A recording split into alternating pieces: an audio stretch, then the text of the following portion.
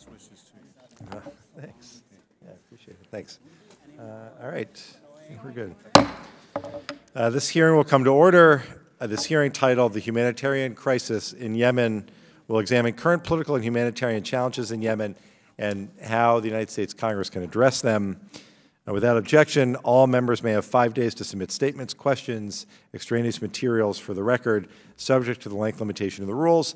I will now make an opening statement, then turn it over to the ranking member for his opening statement. I want to thank our esteemed panel for being here today. I would like to particularly thank Ms. Raja Al-Mutawakkil, for joining us today. She and her organization, Muwatana for Human Rights, bravely advocate for justice, accountability, and human rights in Yemen. We're so honored by your presence today. Thank you very much.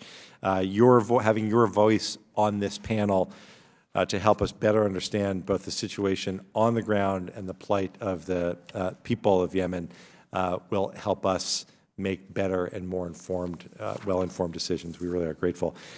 In September 2014, Houthi rebels attacked the Yemeni capital of Sana'a and forced the internationally recognized government of President Hadi to flee in March of 2015. In response, a military coalition led by Saudi Arabia and the United Arab Emirates launched devastating airstrikes in Yemen and partnered with local forces to reclaim territory from the Houthis.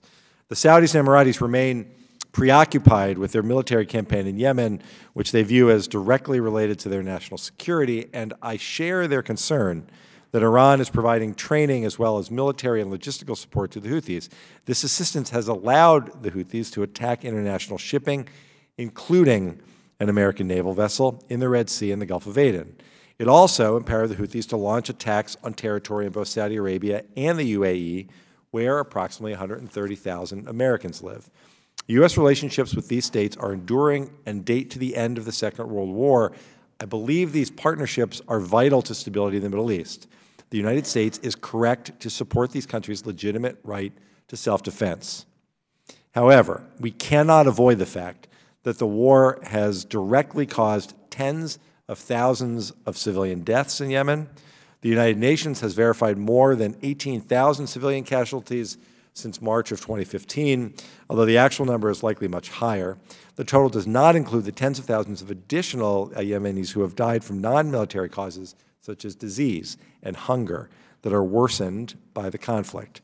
Last year's National Defense Authorization Act, the NDAA, required the Trump administration to certify to Congress that Saudi Arabia and the UAE are taking demonstrable actions to reduce harm to civilians and damage to civilian infrastructure in Yemen. However, the administration brazenly ignored the February 9th certification deadline. The administration continues to refuse to certify, ignoring a law supported by both Republicans and Democrats. Even worse, the military conflict has exacerbated a devastating humanitarian crisis in Yemen that began in 2011. According to the United Nations, the crisis in Yemen is the worst humanitarian situation in the world. Approximately 3.3 million people remain displaced, and an estimated 24 million people, nearly 80% of the population, require assistance and protection. More than 20 million people in Yemen are food insecure, with 5 million people on the brink of famine. More than 17.8 million lack access to safe water and sanitation, and 19.7 million lack access to adequate health care. Because of the conflict, poor sanitation and waterborne diseases like cholera are widespread. The World Health Organization estimates that more than 1.1 million people in Yemen have cholera and that thousands have already died from the disease. A lack of humanitarian access in Yemen aggravates these extreme conditions, putting millions at risk of starvation, disease, and death. In response, the United Nations has contributed nearly $700 million in humanitarian aid since fiscal year 2018. In late November, another $131 million in food assistance was announced. The Saudis and Emiratis have provided billions of dollars in assistance, but billions of dollars are meaningless if the goods can't reach those in need, if there's no cold storage for food, if there's no cash available to buy food in places where there might actually be food. Money isn't going to solve the crisis. Only a political solution will end the war in Yemen and begin to relieve the suffering of its people. Like most Americans, I'm deeply troubled by this crisis. That's why I co-sponsored and voted for HJ Res 37, a resolution that requires the removal of U.S. forces from the Saudi-led military campaign in Yemen. I supported the resolution because I believe there is no military solution to this situation. We cannot allow American resources to contribute to, or worse, be complicit in the suffering created by this conflict. Furthermore, with this resolution, Congress is finally engaging in a thoughtful and nuanced debate on our role in foreign policy decisions and the constitutional limits of presidential authority to participate in military action abroad without congressional consent. Congress has an important oversight responsibility when it comes to the use of military force, and we are appropriately reasserting ourselves in these decisions. This afternoon, I hope our witnesses can provide insight into the political situation and humanitarian challenges in Yemen. I also look forward to hearing how the United States government, specifically Congress, can take steps to increase humanitarian access and stem the spread of disease, displacement, and famine.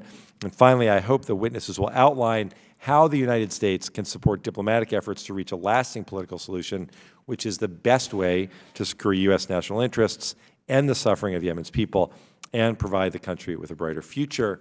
I now turn for the first time in this subcommittee, proudly, to the ranking member for his opening statement. Chairman, thank you, Mr. Chairman. And Chairman Deutsch, first of all, I want to congratulate you on assuming the chairmanship of this important subcommittee. Your leadership on U.S. policy issues in the Middle East is well known, and I look forward to working closely with you and your staff and moving forward. Secondly, I'd like to thank you for calling this important hearing. The ongoing conflict in Yemen has produced the most devastating humanitarian catastrophe in the world. To reaffirm the Chairman's statistics, our concerns are bipartisan. Close to 80% of Yemen's population of nearly 30 million people are currently in need of some form of assistance.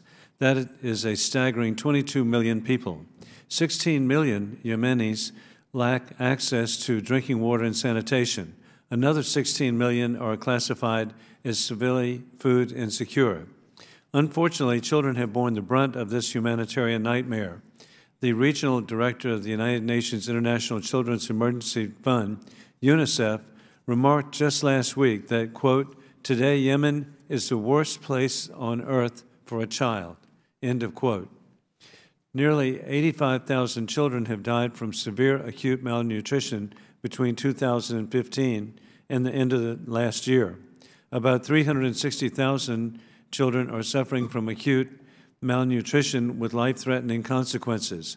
Cholera has resurfaced in Yemen, with roughly 10,000 suspected cases now reported per week, according to the World Health Organization. Tragically, children account for 30% of the infections. Amid the conflict and humanitarian crisis, Yemen's economy continues to unravel. The exchange rate is around 600 Yemeni rials to the U.S. dollar. As the economy's situation gets increasingly worse, the price of food for Yemenis rises, exacerbating the situation on the ground. We are optimistic that the UN-brokered Stockholm Agreement signed in December 2018 could alleviate some of the humanitarian concerns, but little progress has been achieved since the parties met in Sweden, and violations of the agreement and resulting ceasefire continue unabated. I am saddened by reports that the Iranian-backed Houthi rebels have been targeting and detaining humanitarian workers in the country.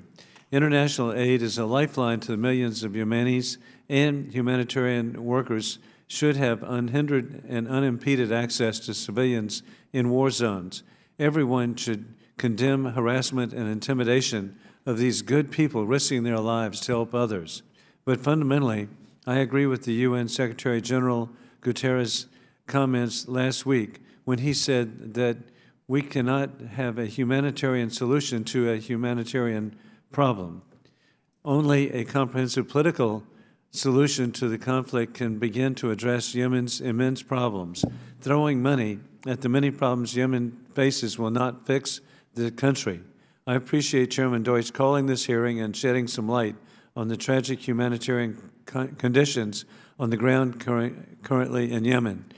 Too often, we focus exclusively on our nation's more direct security concerns, whether it be al-Qaeda's local branch or the increasing influence of Iran. The truth, however, is that the humanitarian crisis in Yemen is laying the groundwork for future decades of instability in the country that will be inevitably a breeding ground for terrorists to attack the United States. This is a long-term threat to our national security interests and must be addressed. Thank you, Mr. Chairman, and I look forward to hearing from our esteemed witnesses. I yield back my time.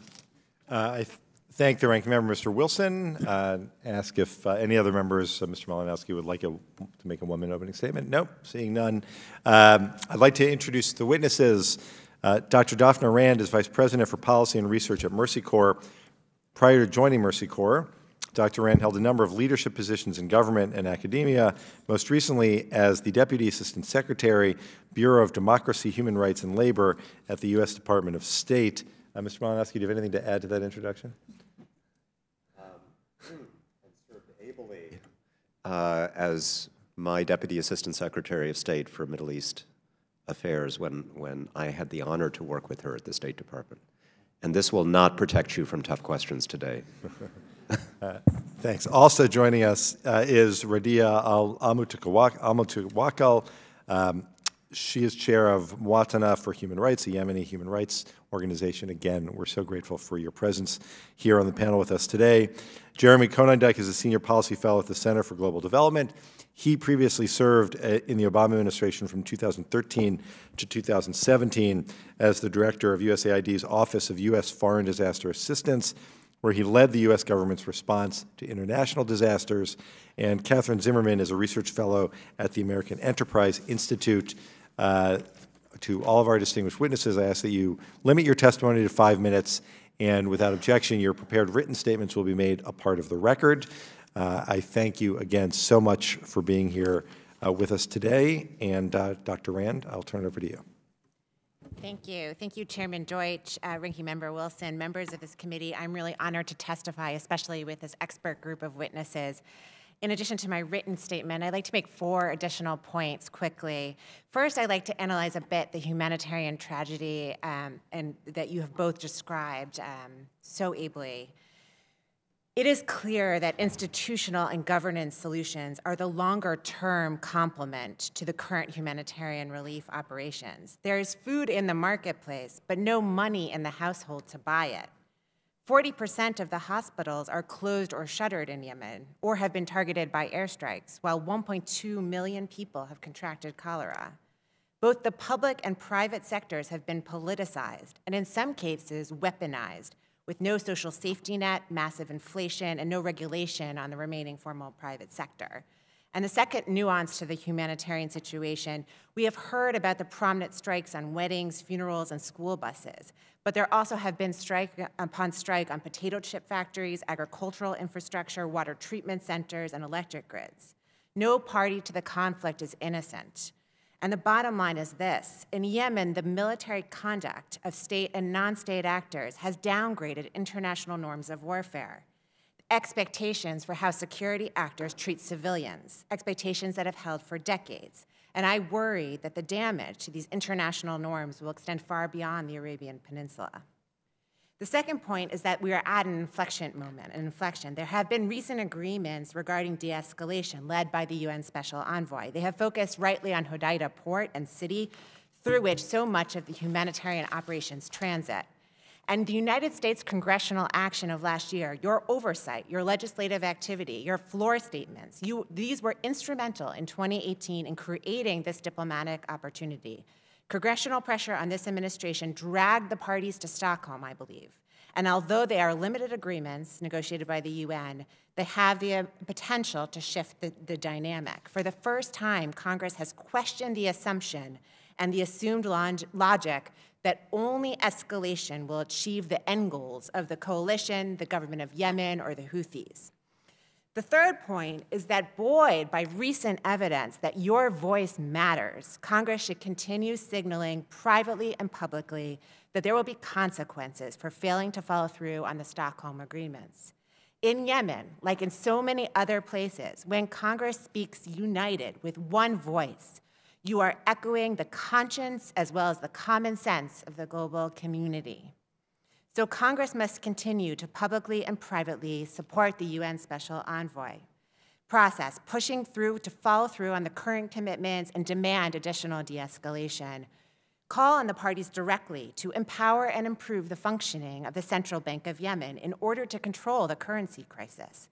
Tell the government of Yemen and the Houthis to pay the public sector employees, the doctors and the teachers before the militias. Tell the government of Yemen and the UAE to finally cut through that backlog at the Aden port so that humanitarian shipments can offload there. Tell the Saudis to allow flights out of the Sana'a airport, at least for medical treatment and other basic needs. And finally, and perhaps most fundamentally, call out publicly when U.S. partners and all parties commit human rights abuses in their military operations, whether these abuses are through interrogation or torture, through unlawful airstrikes, or through any other means. And finally, the United States must definitively and completely end its support for the coalition. This is a 4-year policy that has failed. It has incurred significant costs to the United States, generating greater instability and potential new rounds of terrorism in the Arabian Peninsula, offering Iran a broad and chaotic civil conflict to exploit and manipulate. U.S. support for this coalition has had significant moral costs for the United States and for U.S. global leadership worldwide. Congress must ensure that the Trump administration extricates itself from this war. This means legislating a formal end to DoD operations, including the refueling. This means signaling through oversight that the new focus of U.S. power will be on diplomatic opportunities that have arisen. And this means blocking all future offensive arms sales that could be used in the war in Yemen. Finally, and in conclusion, I urge this committee and members of Congress to learn from this failed policy approach of 4 years. There is a dangerous trap lurking when the United States offers a blank check in the form of a security assistance to partners whose values and interests can diverge from ours. Thank you very much, and I look forward to your questions. Thank you very much, Dr. Rand. Ms. Al-Mutawakkil, thank you again for being with us. Thank you. Chairman Deutsch, Ranking Member Wilson, subcommittee members, thank you for the opportunity to speak to you today. I will summarize my written statement, which I submit for the record. Muwatana for human rights document violations by all sides in Yemen. It is a dangerous job, but our 70 staff, men and women, know that for humanity to be preserved, the brave must stand up in the face of abuses. Today, I urge Congress to do the same. Congress has the power to change the face of millions of Yemeni civilians, but must choose to do so. 24 million Yemenis need humanitarian aid, more people than live in Florida. 10 million are on the brink of famine, twice South Carolina's population. It is a man-made crisis. Yemenis are not starving, they are being starved. The humanitarian crisis cannot be addressed without addressing the human rights situation. The war in Yemen is not some distant tragedy with no connection to America. Since 2015, the US has supported Saudi and Emirati attacks on Yemeni civilians by selling billions in bombs and other weapons and providing military and political support. After 4 years of war, Yemenis are losing hope for a country based on rule of law. Most now live under de facto control of armed extremist groups. On the one hand, the Houthis, who are supported by Iran, are also commit terrible abuses, such as indiscriminate attacks, disappearance, and landmines. On the other hand, armed groups loyal to the Hadi government and Saudi Emirati coalition, who also commit horrible violations. All these armed groups act with impunity because they think no one will stand up in the face of their abuses, but neither does Saudi Emirati coalition.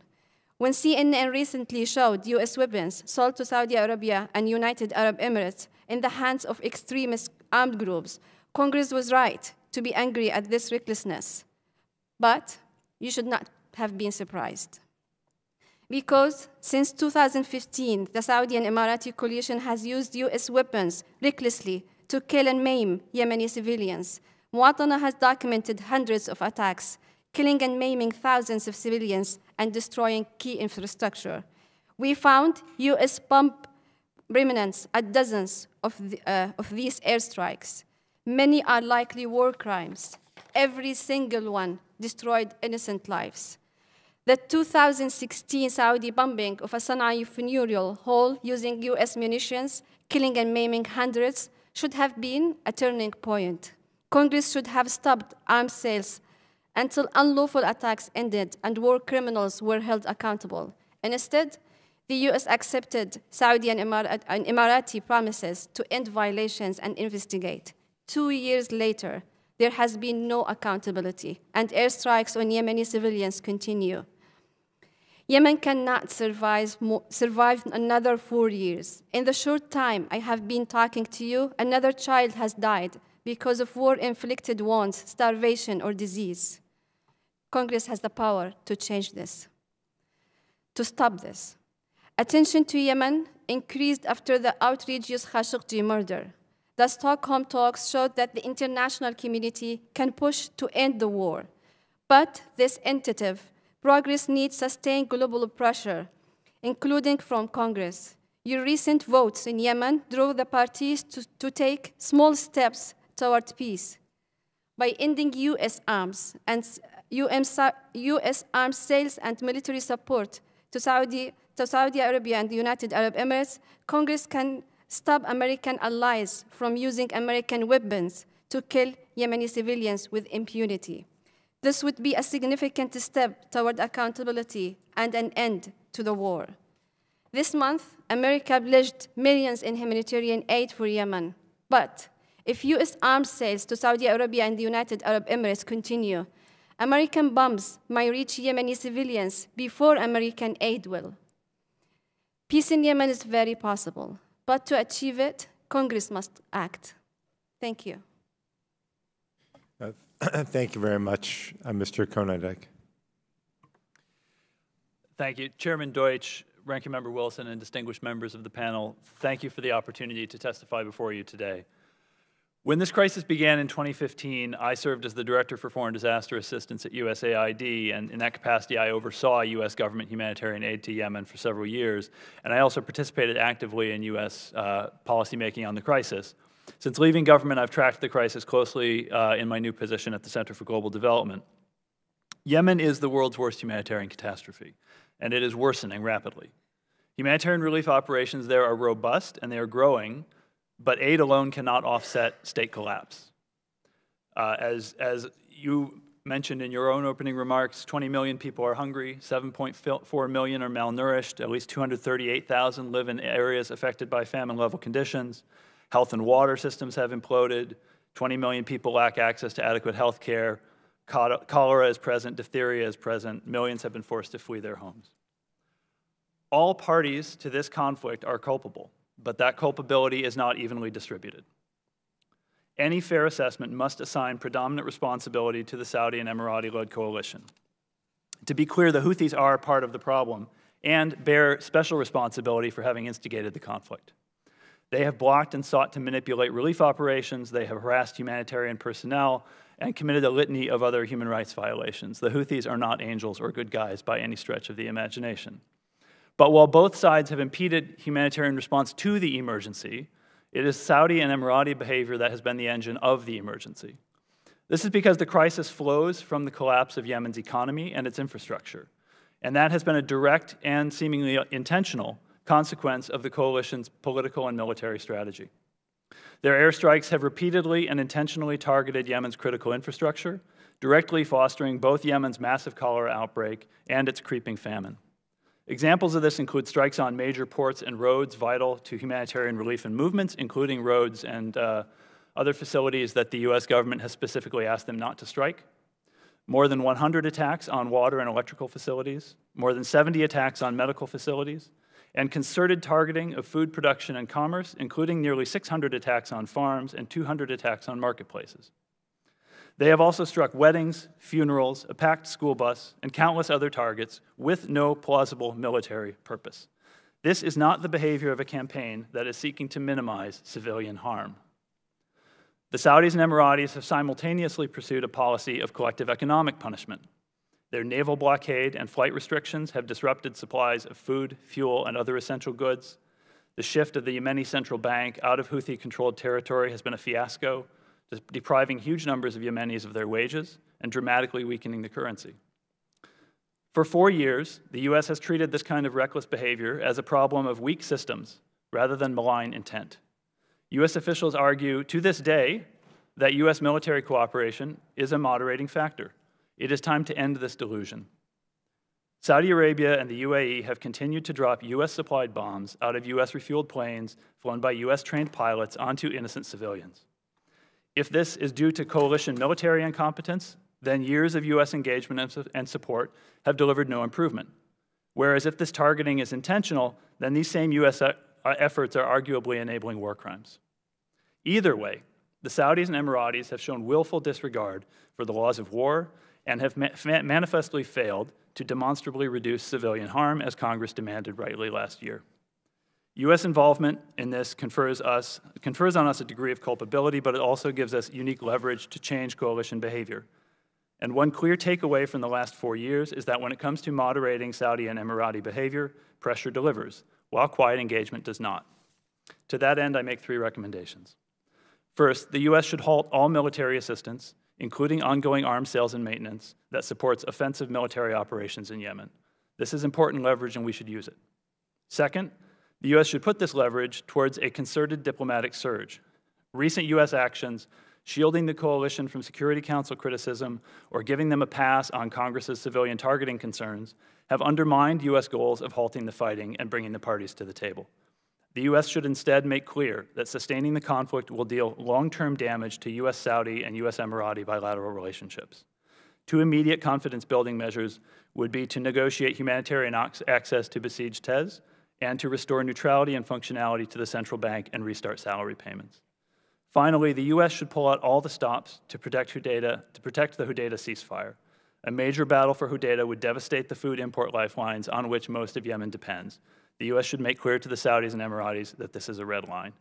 There is much that Congress can do to shape policy in these areas, and I look forward to your questions. Thank you.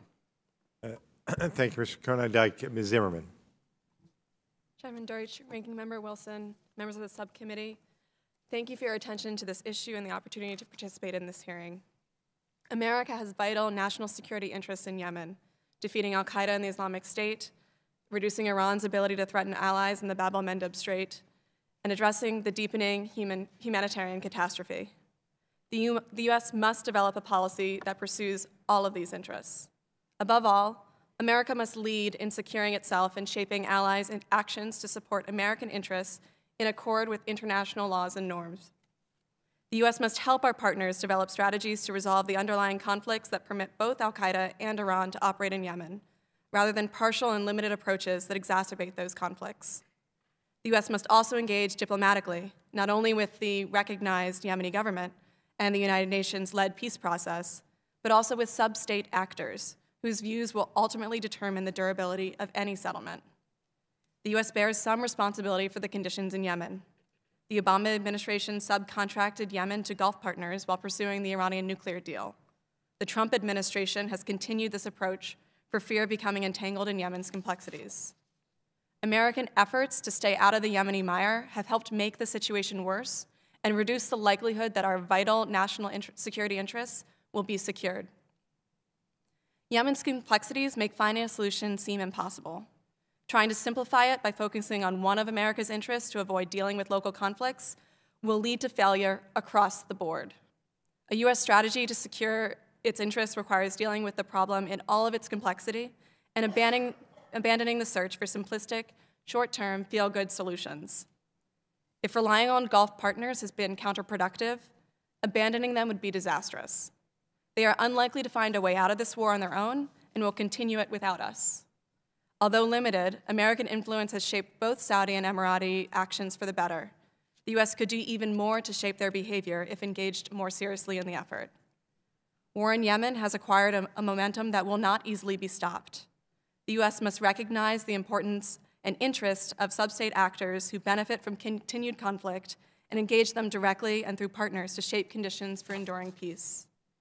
U.S. policy must recognize that the UN-led effort to resolve the current political crisis may not succeed and will not address the conditions that drove Yemenis to war in the first place. Any elite settlement does not resolve the sub-state actor conflicts, which allows al-Qaeda and Iran to persist, and there is also a gap between what the Houthis and the Saudis will accept in terms of the Houthi representation in the final government.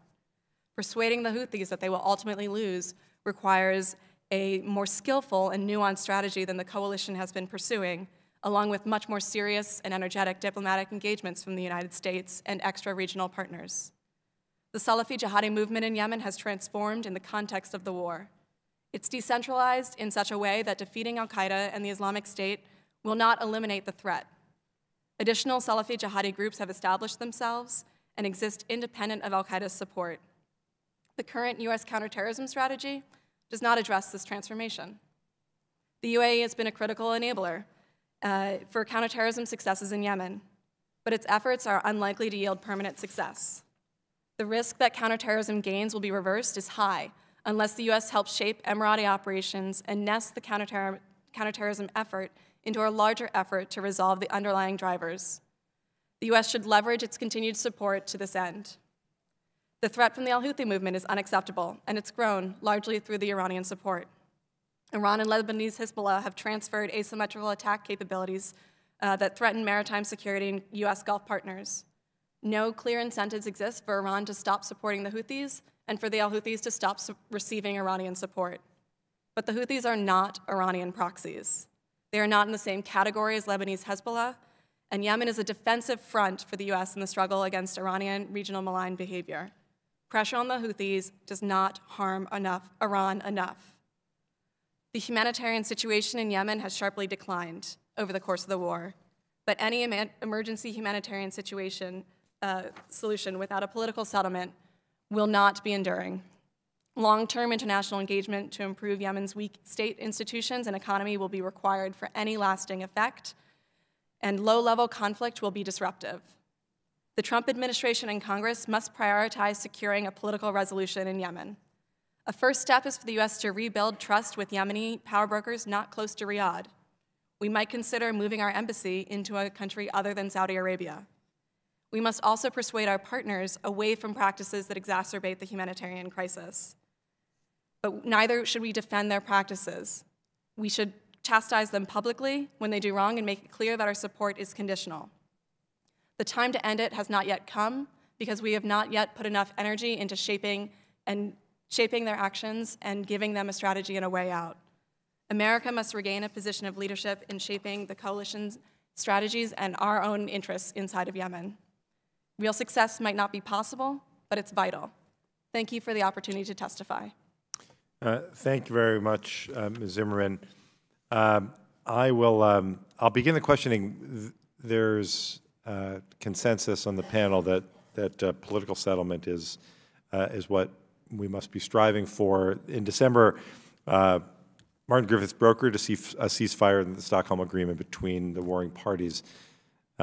What role should the United States play in diplomacy? How can Congress support those diplomatic efforts springing out of there?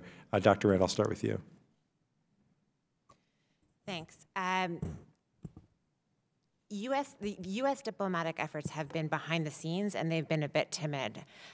It is important at this stage that the U.S. State Department step up and both publicly and privately show U.S. leadership and resolve elevating this issue. It has been great. The UN Special Envoy has taken the lead and has been quite successful, but there has been too little effort from Washington to show how important this is to the U.S. government. So I would urge greater public and private diplomacy from the U.S. side.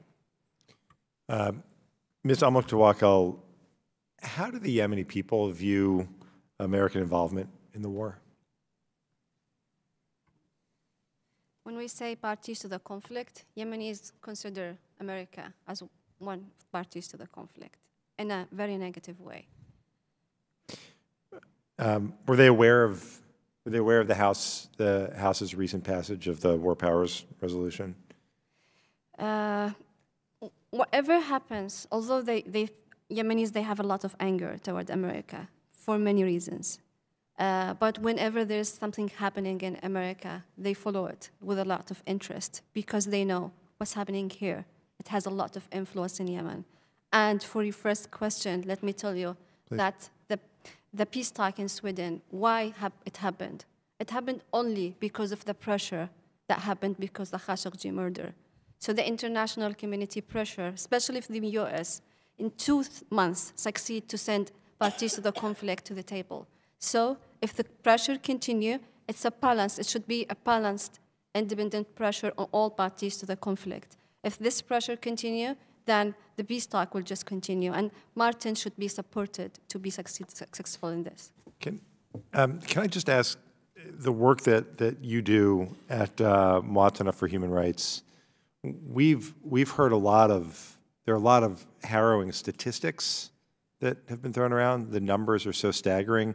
But given the data that you collect, can you personalize it for us? Make this the humanitarian crisis, the abuses that you've seen. Can you give it some context from the work that you do through your organization? So in our work, we work in the details, not in the numbers. Mm-hmm. So we go deep in the, we just try to move the numbers to details of the suffering of people with just a documentation that can be even a legal paper for the future. We build a human rights memory. So it's a lot, yeah? We are documenting a lot of incidents daily. But I will just mention one of the incidents that was in our late report regarding using US and UK weapons in some of the airstrikes. There was an airstrike in 2018, in April 2018. It was in a wedding in Hajjah, in a very poor area. Most of the people who died in this wedding was the drummers and dancers. And people, they said it was just a very happy day that ended like a judgment day. And those people are marginalized. This picture is not even unique. It's happening. So the past incident is famous, but it's not the only one. The funeral incidents in Sana'a is famous, but it's not the only one. It's not new in Yemen. It's not even strange to sleep as a whole family and then to get up in the morning, one person, and all your family is dead. This is only because of the airstrikes. But airstrike is not the only attacks in Yemen, the only violation in Yemen. It's just only one. What really broke the back of Yemenis is the starvation. It's not having their salaries. And many Yemenis will not go to ask for humanitarian aid because the middle class, they are now very poor, and they are dying behind of the closed doors. That's why humanitarian aid is just an emergency that helps a lot, but will never solve the situation in Yemen. We miss the feeling safe. We all safe in Yemen by accident, not because we are protected by anything. We miss the feel of being safe and sleeping while we are sure that in the morning all the people we love is going to be safe. It's whatever I said, it's just more.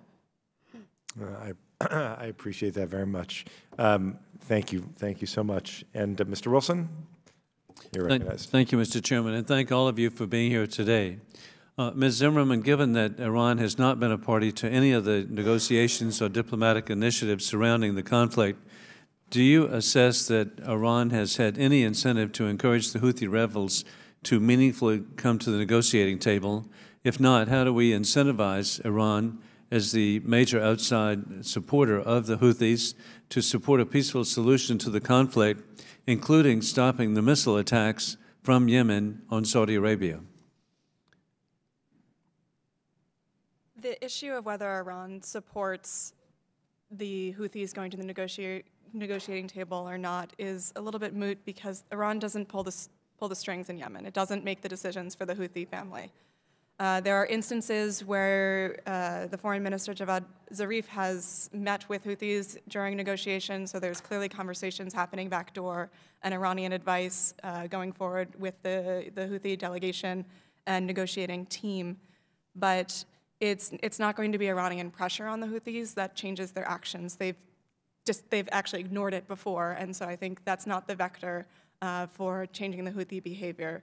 This is where the nuance in what I pulled forward is actually putting forward a strategy that would convince the Houthis that ultimately they will lose the majority position they hold in Sana'a. That will bring them to the table, and they are there. They just disagree with the Saudis over how much of a share in the government they should hold. Well, thank you very much. And Ms. Al-Mutawakkil, thank you for your courage to be here. And a question for you, but Mr. Konyndyk can add too, because I'm a big fan of USAID, and so it relates to aid. And that is, multiple reports earlier this year indicated the Houthi rebels were engaging in wholesale food aid diversion to key areas they control. How big a problem is this of the Houthi aid diversion? Have the Houthis used the aid diversion to finance their operations in the past? What is the international aid community doing to mitigate this type of phenomenon? So it's me, yeah?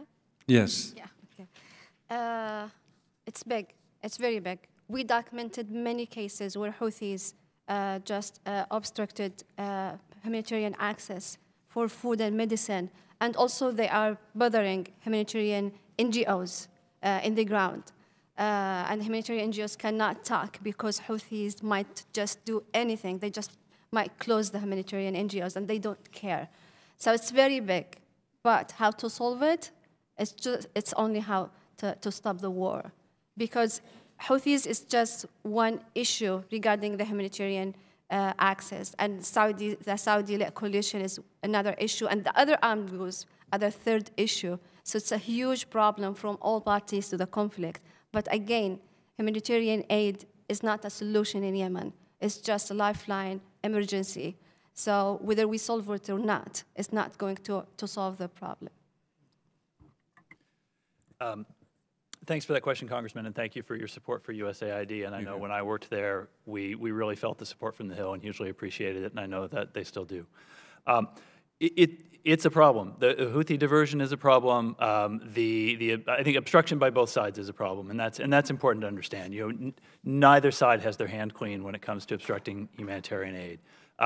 They have different tactics of it. Obviously, it's more on the kind of the entry side with the coalition, and then the ground side with the Houthis. But both sides have been playing games with and obstructing humanitarian aid really from the get-go. My understanding of what has happened since that report on the concerns about food aid diversion by the World Food Program is that, as you'll have seen in the news reports, the World Food Program put out an ultimatum to the Houthis that this behavior needed to change. The Houthis have begun engaging with WFP in dialogue and have begun changing some of their practices that had caused so much concern. I wouldn't say it's completely resolved or perfect, but there is, at least as I understand it, a constructive dialogue going on to address the underlying problems. Well, you make a difference, and we want to continue that. And Dr. Rand, what is the current status of the Stockholm Agreement and ceasefire? Unfortunately, Congressman, as of this morning or yesterday, Martin Griffiths, the esteemed and excellent UN Special Envoy, have said it's on life support. He's really trying, and he is disappointed, as we all are. There hasn't been greater commitment by the parties. There's been some redeployment. There has been a diminution in the airstrikes in the Hodeidah city and port, and that was one of the goals, was to decrease the fighting in and around the port. So that has been the best part of the progress, but there hasn't been so far the full redeployment of the forces out of Hodeidah. So that there needs to be pressure right now in the next week or two to ensure that the parties commit to the agreements made in Stockholm.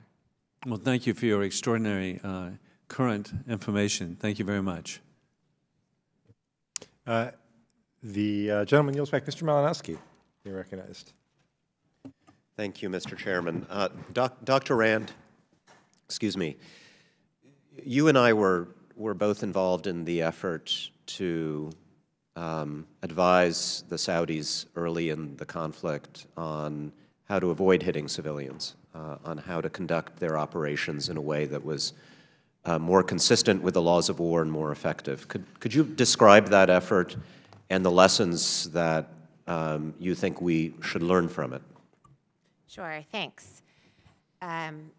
To Katie Zimmerman's point, to your great point, that in the beginning of the war, we at the State Department thought that the best approach was to work with our partners, work with our allies behind closed doors, to build on the strong partnership that the U.S. had with Saudi Arabia.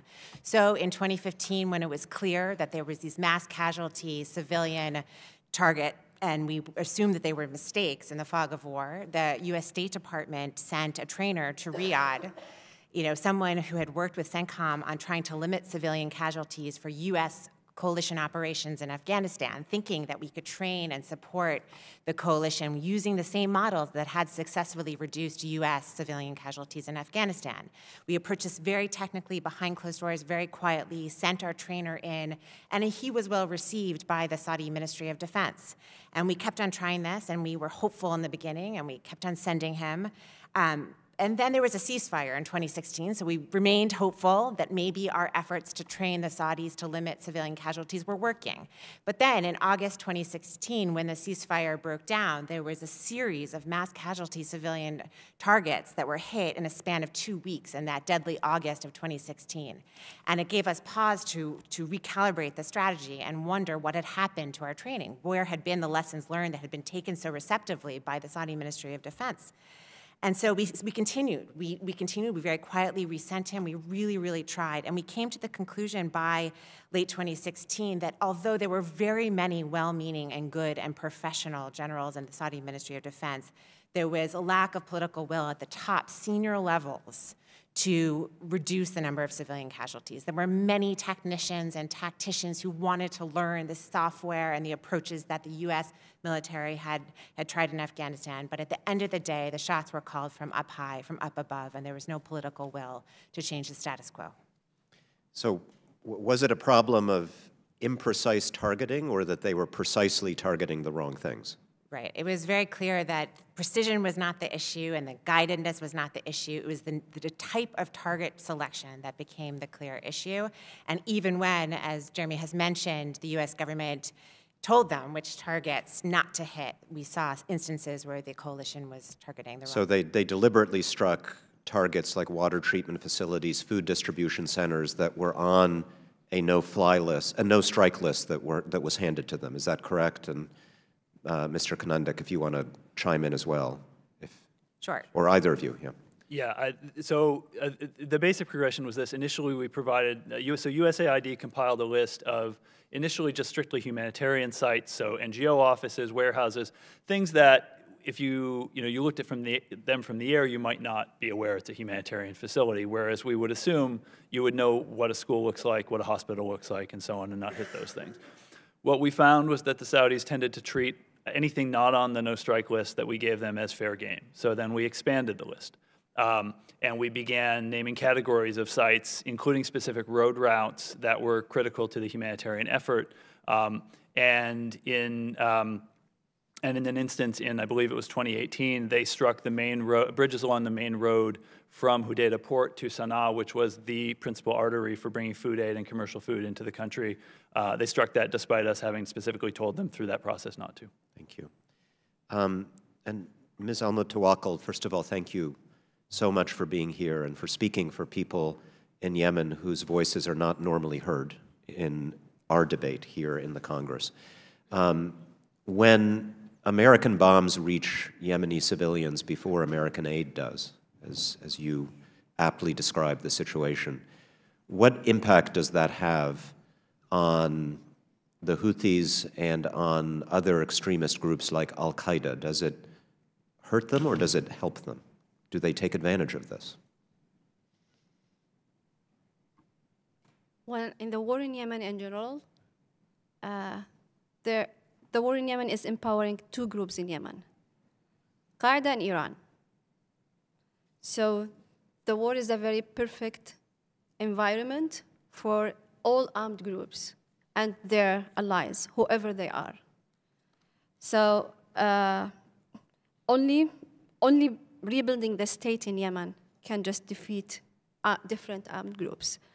For Yemenis, many of the Yemenis, they have never been to America, but they received America through the weapons, not through technology, not through education, not through civilization. It's just through weapons. And in many incidents, and we documented in Muwatana 300 incidents since the beginning of the war until today, but not in all incidents we could find remnants of weapons. We could find this in 25 incidents, but it might be even much more. So people, they know America through these weapons, and they feel very angry about it. And it is a propaganda for the Houthis and for the Qaeda. But the situation in general doesn't depend on the propaganda itself. The war, because the war, all parties to the conflict, they don't have a war plan, they don't have a peace plan. And even in the areas that is controlled by Hadi government and the coalition, they didn't try to rebuild the state, the judiciary system, the national army. They decided to empower fanatic religious armed groups in the ground. So this is also empowering Houthis and other armed groups in the areas. If the 80% that was controlled by the coalition and Hadi government was administrated in a good way, then this will defeat also Houthis easily, much easily than the war itself. Thank you. Thank you, and I'll recognize Mr. Shabbat for 5 minutes. Thank you very much, Mr. Chairman.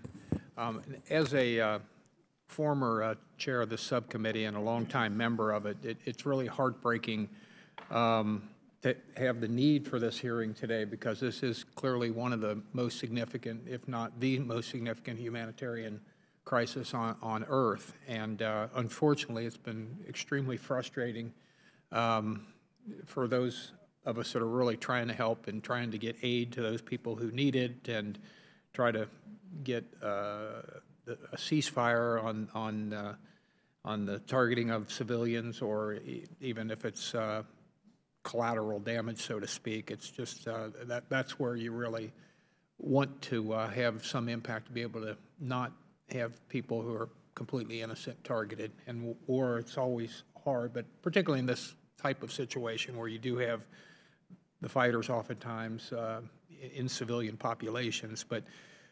And then another challenge, of course, and I apologize for being in and out. I've had meetings here on and off, and so I've missed, and I probably am repeating some of the things that my colleagues have said. But, and I know, speaking for probably folks on both sides of the aisle, the inability to get the aid to those who need it, the access, is a big problem. So I guess my first question would be, how can we improve that?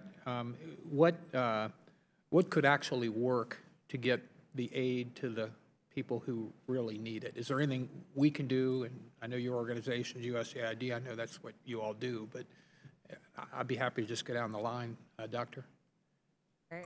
I would highlight three things. One is the Sana'a airport is a very important center because of the number of people who cannot leave the country seeking medical help and other treatments. So urging the coalition to open the Sana'a airport. So that would be one.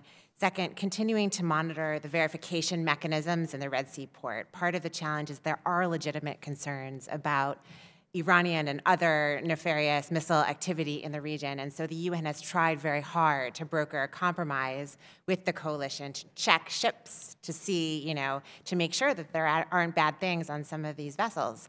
But that has really slowed down the humanitarian access into the port. So there has to be more that can be done to ensure that these ships that are coming in with the humanitarian relief are not stopped and blocked, because it's deterring the commercial shipping industry from coming in at all. Yeah. So there can be more work that can be done with the UN and the coalition to ensure that this verification mechanism is not delaying and stopping humanitarian relief access. And then finally, calling attention to parts of the Stockholm agreements that were intended to enable the recovery of the Hodeidah and Red Sea ports along that area. Because of the backlogs at the Aden port, there's no substitute for Hodeidah port. Despite the parties' wish that there could be runarounds, it is still true that 70 or 80% of all humanitarian relief must get into the country through that region and that part of Yemen. And so therefore, that ensuring port capacity, ensuring the management, the administration, and the free flow of goods into that port remains critical. Thank you. I'm actually, I've only got 1 minute and 30 seconds to go, so I'm going to hold your thought if I can, because I had one other point I wanted to make. If I go down the line, I'm going to be infringing on other people's time. I was in Yemeni some years ago, and in Yemen a number of years ago, and I remember at the time, because we got a call. There were only a couple of us on the Codell. It was we got there the day after they blew up the graduation of the police, or it was about 100 people, I think, killed on the parade grounds, and we went in anyway, and and met with an awful lot of good-willed people, but it was, I remember the day specifically because of that. Let me ask this question, Ms. Zimmer. Let me go to you on this one, and I know Mr. Wilson was interested in this as well. The business about human shields. You know, we've heard reports that there are examples where that has happened, where Houthis have embedded, you know, militant fighters or military equipment in civilian areas. Could you address that issue? Yes, thank you, Congressman. The Houthis and many other of the actors on the ground have used civilian positions, including the offices of international NGOs, as a shield against airstrikes or other artillery fire. And there are multiple instances where you can map the no-strike list against a Houthi military position, and the Houthi military position is right adjacent to a civilian position, which places the coalition in a lot of stress.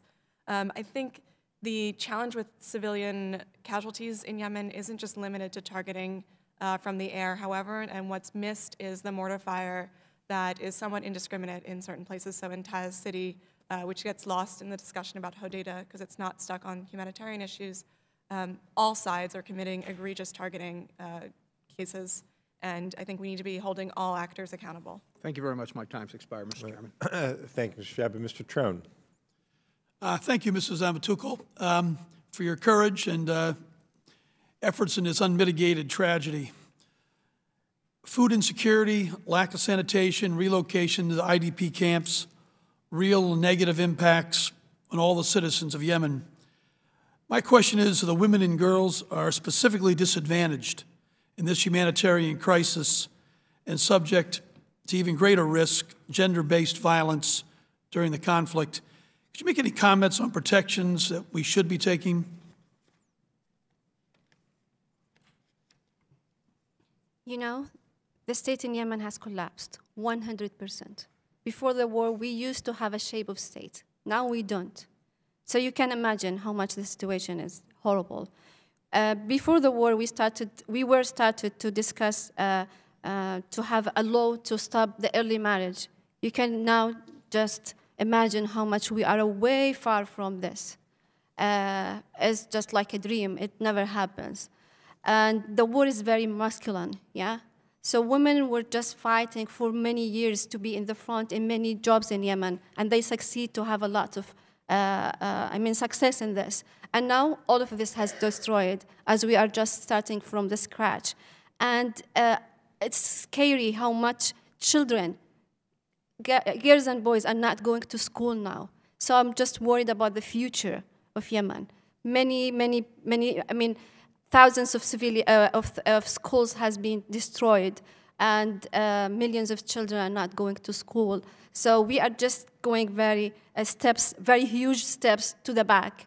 Yemen was not that bad before. Ms. Zimmerman, your thoughts on that? What? The challenge that I see is that we're focused on the very serious humanitarian catastrophe right now, which is revolving around the civilian casualties and the distribution of food and fuel, frankly. The challenge that Yemen will face is that it has now gone through 4 years of war, and it's not just coming out of this war, but even from the Arab Spring, children weren't going to school. And so when you look at the Yemeni population, about half of it is under 15 years of age at this moment, and most of them haven't had a regular education. Yemenis already suffered from a high level of illiteracy. It's driving them and setting up their opportunities such that when they come out of this, there will be a significant investment required from the international community to rebuild the institutions to allow Yemenis to start succeeding. Mr. Konendijk, denial of humanitarian assistance is a violation of international humanitarian law.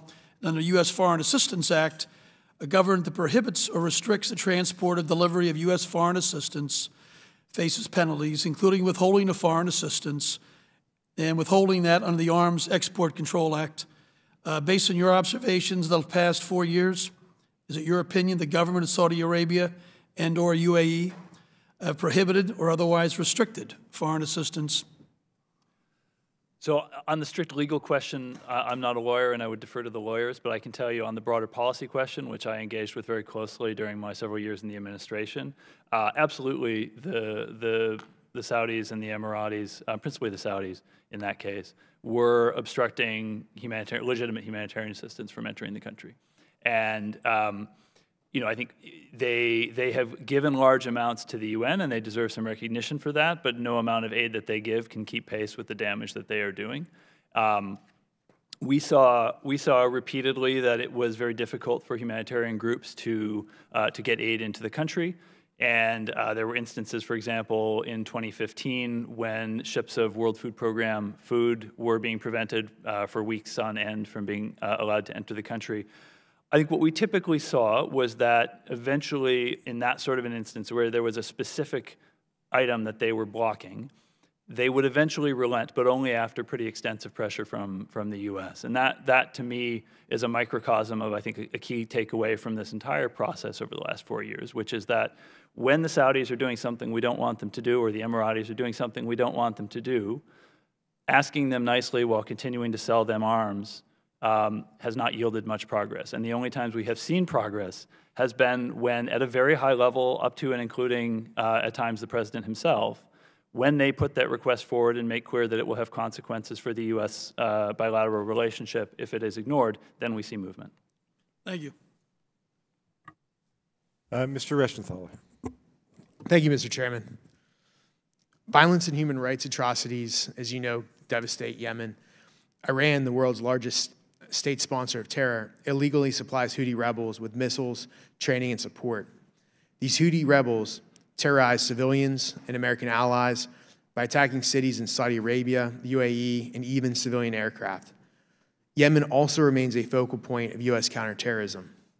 AQAP, Al-Qaeda of the Arabian Peninsula, is one of the largest and most capable terror groups in the region. This is why I voted against the decision to try to remove U.S. forces from the conflict. Frankly, it was dangerous and misguided. And abandoning this region will not end the humanitarian crisis. In fact, it'll just make it worse. Without the United States, bad actors will continue to become more reckless, and the tens of millions of Yemenis will continue to suffer without us. If Syria has shown us anything, it's that rogue countries like Russia and China who have very little regard for peace, prosperity, or even human life, will fill the power vacuum that we create. So, Ms. Zimmerman, can you please elaborate on how the U.S. can better provide security assistance in the Arabian Peninsula while also holding our counterparts accountable for actions that we as Americans wouldn't adhere to? Thank you, Congressman. I think you've heard today that the U.S. has provided significant tactical training in how to limit civilian casualties and how to improve operations on the battlefield. And you can see that we've done it with Saudi Arabia, and then we've also done that through counterterrorism training with and cooperation with the United Arab Emirates. What has been missing from this piece is the actual strategic guidance and a nuanced approach that will lead our coalition partners to some sort of victory. And so they have applied the tactics that they have learned, not perfectly, against a strategy that is fundamentally flawed. And this is one of the reasons why I think that the U.S. should lean further in and provide what only America can provide, which is the expertise that we have in order to coalesce something that will deliver a better negotiated settlement than frankly what I can see on the table. I still don't see the path from Hodeidah to a national settlement, and that's the key piece that we need to start delivering. And what are your thoughts on if we continue to withdraw with Russia and China filling that power vacuum? Do you want to elaborate on that? Saudi Arabia and the UAE are one of the few partners we have that don't need our money. And if we were to stop selling munitions and weapons, the question is then, will they keep buying it? And I think the answer is yes. And when we provide it, we also provide it with significant support in terms of military training. It has not been completed in terms of our military training and the professional development, especially of the Saudi military. And withdrawing the provision of weapons will probably lead to the end of that sort of training, which means that we've gotten halfway there, and then we lose that investment. Russia and China don't have that sort of predilection in terms of who they sell their weapons to and the end use of the weapon. And so we've seen cases where our partners have not used our weapons as we've desired. We should publicly hold them accountable. But we also need to recognize that at the end of the day, there are other actors out there with weapons that are high-end and they're willing to sell as well. Thanks, Ms. Zimmerman. Thank you, Mr. Chairman. I yield back the balance of my time. Thank you, Mr. Rissenthaler. Mr. Vargas, you're recognized. Thank you very much, Mr. Chairman, and thank you again, the witnesses, for being here today. Obviously, it's a hugely tragic humanitarian crisis. I've also had the opportunity to talk to David Beasley, former governor from South Carolina, who tells me of the issues they've had at the port, and so I want to talk a little bit about that. Has the issues of the food coming in, I mean, I understood you saying that there could be some contraband on the ships, and that because of that they've stopped them, and maybe there's a lot more hassle, if you will, to get in. Has that been corrected, or how can that be corrected? I know that that isn't the whole issue because there's just so many people that are on the point of starvation, but it does seem that so much of it, you said 80 to 90% of the food goes through there. How is that being corrected? Who would like to handle that? Go ahead. I can take a first crack at that, and I'm sure others have thoughts. So when I was at AID, this was one of our major preoccupations, protecting that lifeline through Hodeidah, because it is where most of the country's food comes. And we saw two important dynamics that were concerning. One was obviously the Saudi naval blockade, which was preventing a lot of legitimate material from getting in out of fear, as you said, that there may be contraband upon some of the ships. We also saw Iran playing games. And Iran at one point sent what they called an aid ship, and I think that ship probably did only have aid on it, but there was no way to know that. And they were doing that to test the Saudi blockade, and they were in effect misusing aid as well. So we did two things. First, we worked with the UN to set up an arrangement where all aid from Iran and other states would go through the UN and be validated by them and delivered by them rather than directly by the state. So that ensured that the contents of the aid were legitimate and not being, no contraband was on board. And then we set up something called the UN verification and inspection mechanism for all commercial shipping. So kind of a counterpart for commercial to what existed for the aid. And that was a UN process for similarly verifying and validating what was on board ships to avoid contraband. The concern has been that the Saudis and Emiratis have not been great about respecting and working through UNVIM. And I think that gets to the underlying issue, which is that the purpose of the blockade is not merely to prevent contraband; it's also to economically hurt the country with cover of this contraband argument. So that was going to be my question, because there's, it seems that there is the whole issue of, the contraband, but more than that, they were using it almost as a way to starve the country. It was an excuse. It was an excuse. Okay, and has that been corrected at all? I mean, what can we do to change that reality again? It has not. It is a problem that requires constant management. Others may want to weigh in.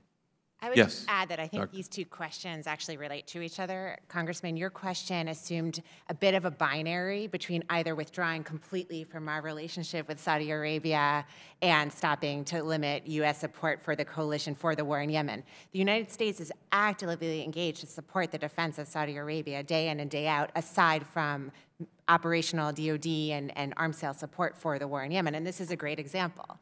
Right, the United States will and continue to defend Saudi Arabia from contraband material going through the Red Sea port, through the activities that my colleague just described, and many, many other naval and maritime activities. I'm going to reclaim my time because you're actually not focusing on my question. My question was not about Saudi Arabia. They're doing quite fine. My question was more about Yemen and how are we going to help the Yemenis people. So again, I want to focus, how can we get more food in there? I know one of the things that we can do also is try to figure out how to help their currency. I mean, their currency in free fall creates a real problem when there is, in fact, imported food that people would be able to buy if it wasn't for the depreciation of their currency.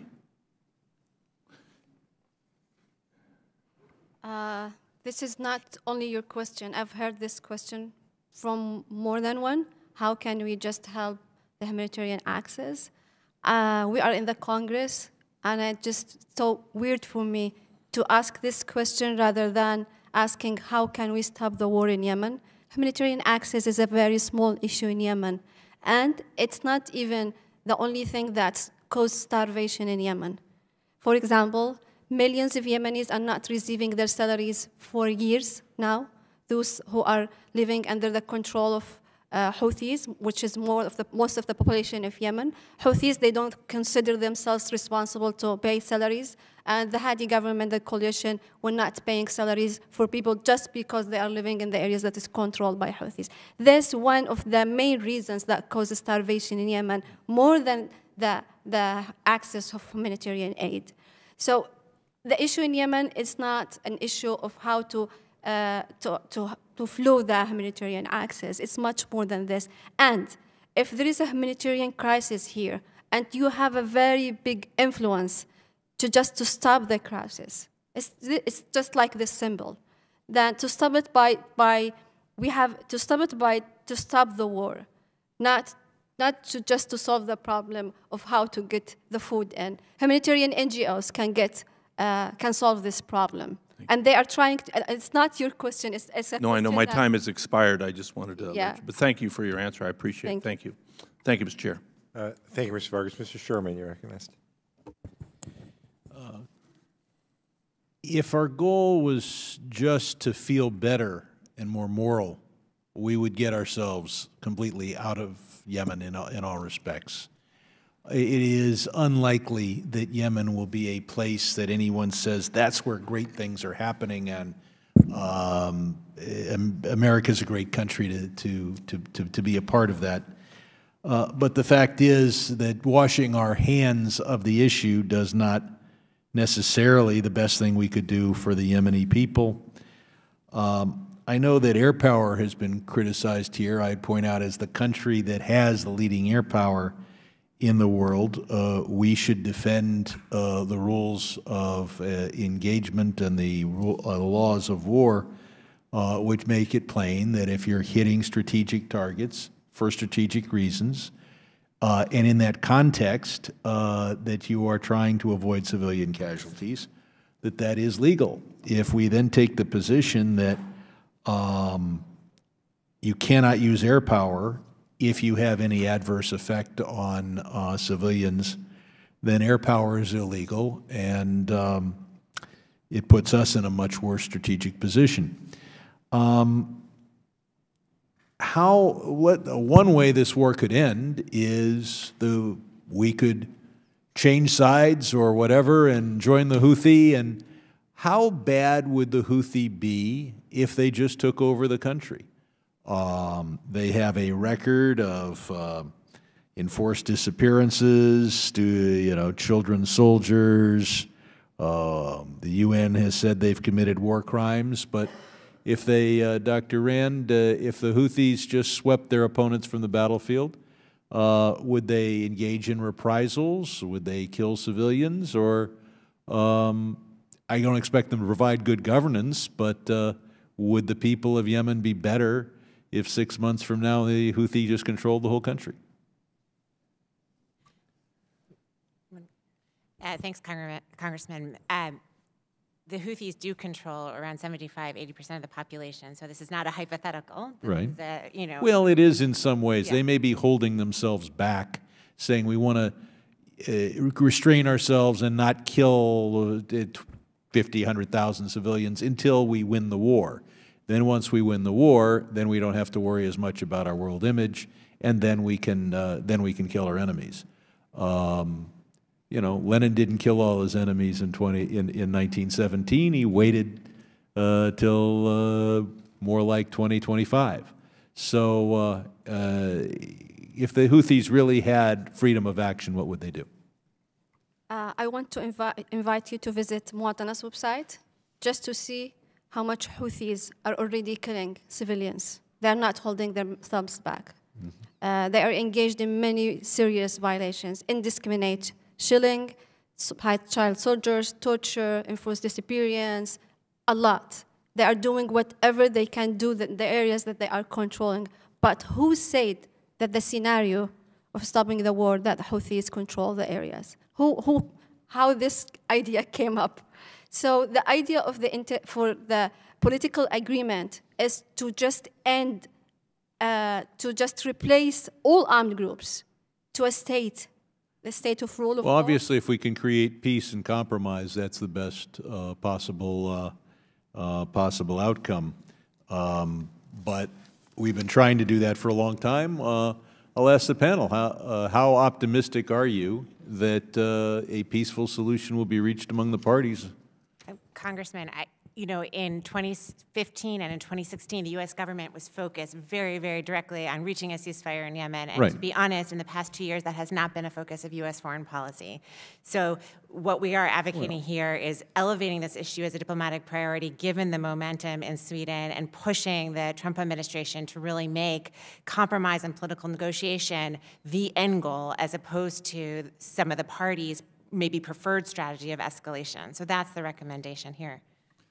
And Congressman, I think, just to hit on a couple of your other points, I don't think anyone is advocating for the U.S. pulling out or for the Houthis winning or just... Well, when you say pulling out, nobody's advocating for us to pull out diplomatically. Yeah. And in fact, there's a consensus on the panel that we should have a higher level diplomat involved in these issues. But there's a lot of folks urging us to pull out militarily. Yes, including me. And the reason for that is, in your comment, you said, would this have implications for U.S. use of air power? I think if the Saudis were anywhere close to the quality of targeting and the quality of respect for international law of armed conflict that the U.S. military is, there would be far less of a problem. We're doing a much better job now. If you compare what the Saudis are doing to our approach in World War II, I don't know how historians would rate us, but I yield back. Thank you. Mr. Liu, you're recognized. Okay. Thank you. Thank you, Chairman Deutsch, for calling this hearing on Yemen, and I appreciate your doing so. And the message we're sending is that we're not going to let this issue go. So if you're Saudi Arabia or UAE or the Trump administration, we're going to keep highlighting it. We're going to keep exposing your war crimes and the famine that you're causing in Yemen. I do note that as the witnesses had testified, a new report recently came out with nearly 1,000 people killed by U.S. munitions and over 120 children killed. I do have a question about that report. So, Ms. Al-Muttawakkil, was that from airstrikes from the Saudi-led coalition that did not also include airstrikes from, let's say, civilian drones and others with U.S. intel? What was the nature of that casualty count? No, these ones, we have reports about drones, and there are incidents regarding the drones, and there's civilians who has been killed and injured because of drones in 2017 and 2018. Is that in your report? It's a separate report? No, it's separate. This one, in this report, it's only the Saudi and Emirati airstrikes. Thank you. And are you aware of any Saudi or UAE officials being held accountable for the killing of civilians through these airstrikes? This is a dream. Okay, so the answer is no. And as you had testified earlier, and as Congressman Malinowski had noted, it appears that many of these airstrikes are not because they're trying to hit a moving Houthi target and missed. It's that they are deliberately trying to target the actual places to hit that have lots of civilians. Is that correct? What's really strange about the incidents that killed and injured civilians in Yemen, it's very preventable. Many of the cases what we have documented, there is no even a military target. People themselves were asking why we were targeted. It is even strange. It's not, that's why it's not a matter of training, it's a matter of accountability. They don't care. If they care, they can just make it much better, at least not to embarrass their allies. Right. Thank you. I actually think it's worse than that they don't care.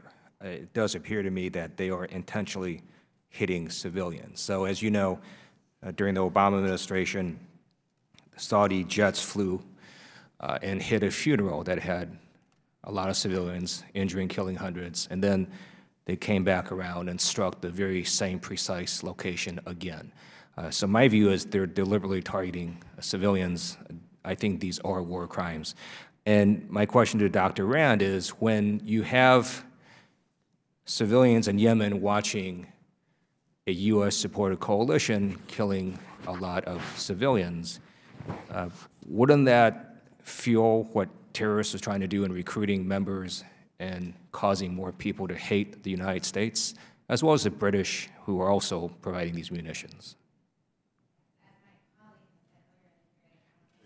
Will you turn on your All right, microphone, yep, please? thank you. Thank you, Congressman. As my colleague has said earlier in the hearing, I think if you're sitting in Yemen, none of the outside powers look appealing at this point, and I think there's a lot of blaming that's going on. But yes, this is so directly and obviously a recruiting vehicle for radicalism, extremism, and the next generation of AQAP in Yemen. And behind every sortie is clearly the image of a U.S.-sold weapon, a U.S.-sold airplane, and the maintenance and the other support services. So there's no doubt there is a real risk here of generating greater terrorist threat in Yemen of the like of AQAP or a future generation of radicalization. And then this is a question for anyone on the panel. It was reported today that the Trump administration is reversing an executive order that would essentially now hide the number of civilian deaths being caused from drone strikes from our intelligence agencies. How many of you think that's a good idea? Okay, no one does. So what's your view of what the harm would be if we hide that information from Congress and the American people? I'm sure my colleagues have ideas of responses as well, but just in brief, the idea of the 2016 executive order was in keeping with democratic principles of transparency and clear communication to be open about the civilian casualties in line with current operational procedure at DoD. That was the goal of the 2016 policy, and revoking it sends a signal to the American public and to, more importantly, probably allies, friends, and enemies around the world that the United States will be hiding its civilian casualty. I would also say this is a global executive order. It's not related to Yemen, but it's related to today's hearing because one of the original purposes of the 2016 executive order was to send the signal to U.S. allies of how America handles its own civilian casualties in wartime operation, to send the signal that the U.S. is open, the U.S. is transparent, the U.S. is willing to investigate ourselves, which was what we were urging the coalition to do and continue to urge it. So there was a diplomatic value to this executive order in 2016, and revoking it is stepping back and saying that we are not going to expect allies and partners of the United States to adhere to the same standards of accountability of the U.S. military. Thank you. I yield back. Thank you very much, Mr. Liu. This was an excellent hearing. I'm really grateful to all of the witnesses. Yemen is a humanitarian crisis, and American leadership is necessary to ensure food is delivered and that we stop the spread of the disease. But ultimately, a political solution is necessary to end the war, and American leverage is what can be used to help accomplish that. Again, I thank the witnesses. Ms. Al-Muktawakil, your voice here with us today is so critically important to our decision-making going forward.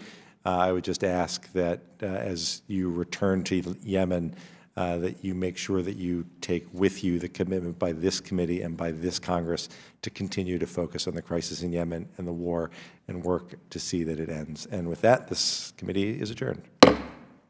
Final comments were terrific. Oh, thanks. Thanks. This was great. Thank you very much.